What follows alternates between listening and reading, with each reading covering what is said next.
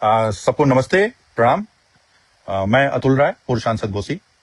क्योंकि कल एक वाकया हुआ, बहुत कम देर के लिए लाइव हूँ, 2 मिनट के लिए बामुश्किल। मुझे उसी में अपनी सारी बातें कहनी है। कल एक वाकया हुआ जब मैं बनारस से अपने गांव की तरफ आ रहा था, तो गाजीपुर में मेरे वाहनों की सघन तलाशी कराई गई गाजीपुर प्रशासन के द्वारा। इस पर मेरी प्रतिक्रिया मीडिया के भी साथी, मेरे समर्थक भी सब लोग चाह रहे थे। और मैंने कोई उसमें मैं नहीं समझता था कि कोई इतनी प्रतिक्रिया की बात है। एक साधारण सी बात थी मेरे लिए। मुझे आदत है इन चीजों की झेलने की।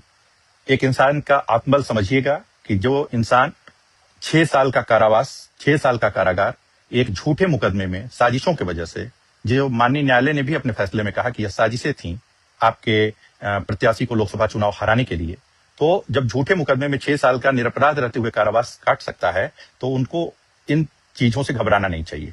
मेरे भाइयों, लाइव आने का केवल मकसद यह है कि आप आक्रोशित ना हो, आप अपने संयम को ना खोएं। किसी भी परिस्थिति में आप आक्रोशित ना होइए, संयम को ना खोइए। और मैं जिस तरह के आप लोग उस पर शेरो शायरी लिख रहे हो, जिस तरह की बातें कह रहे हो, उस चीजों से बचने की कोशिश करिए।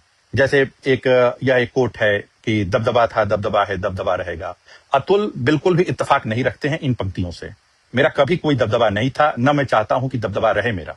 अगर मेरे प्रभाव से, मेरी गुणता से लोग मुझे जुड़ते हैं तो मुझे खुशी होगी, और जो मेरे प्रभाव से नहीं जुड़ता है तो मैं कभी भी नहीं चाहूंगा कि वो दबदबे से जुड़े। मैं इन पंक्तियों से बिल्कुल इत्तेफाक नहीं रखता हूं।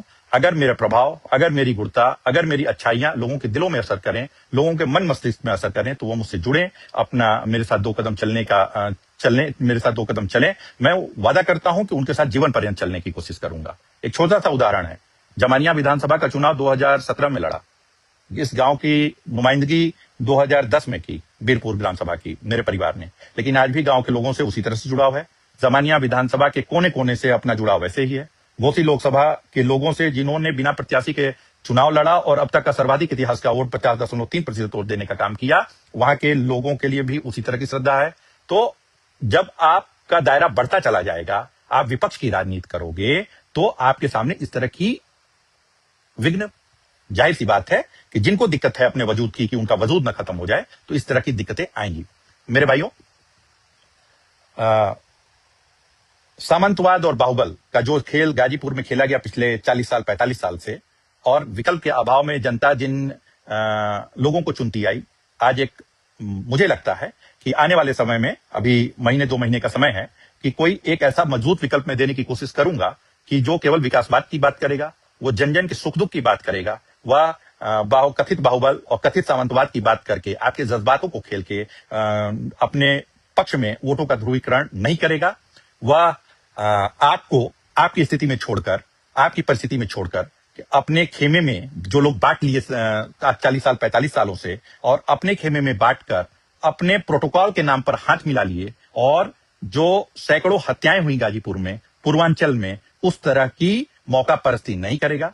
मेरे साथियों, अंत में आपसे यही कहना चाहूंगा कि आप संयम रहिए, आप अपना आत्मबल मजबूत रखिए, आप कोई भी इस तरह की टिप्पणी मत करिए। तमाम विघ्न आएंगे, तमाम परेशानियां पैदा की जाएंगी। आपके इस भाई को आदत है इन चीजों से लड़ने की। हम कहीं भी लॉ का वायोलेशन नहीं करेंगे।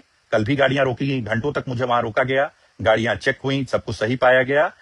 फिर वहां से हम अपने गंतव्य की तरफ प्रस्थान किए। आगे भी इस तरह की तमाम चीजें आएंगी, और इन चीजों से, जो भी लॉ कहता है, जो भी रूल कहता है, जो भी कानून कहता है, हम संविधान में विश्वास करने वाले लोग हैं, उसका हम लोग पालन करेंगे। अंत में एक शेर से अपनी बात को समाप्त करता हूं। आधियां मगरूर दरख्तों को पटक जाएंगी, साख वही बचेगी जो लचक जाएगी। धन्यवाद, नमस्ते।